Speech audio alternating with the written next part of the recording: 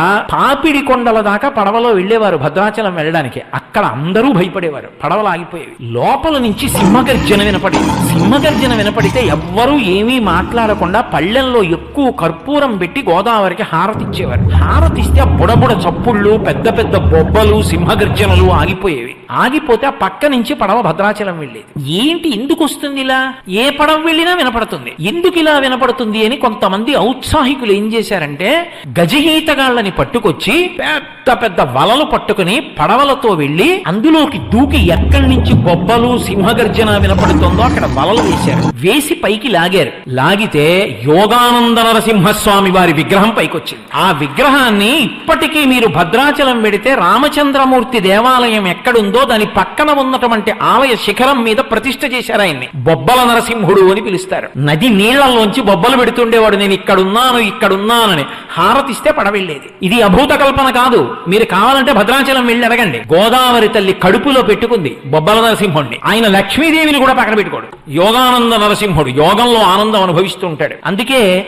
అర్చనకి మరి సశక్తియుతుడైతే తప్ప కుదరదు. అందుకని లక్ష్మీదేవి ముద్ర ఉన్నటువంటి బంగారు మాడ ఉన్న హారాన్ని ఆయన మెళ్ళో వేసి అర్చన చేస్తారు. మీరు ఇప్పటికీ వెడితే చూడొచ్చు.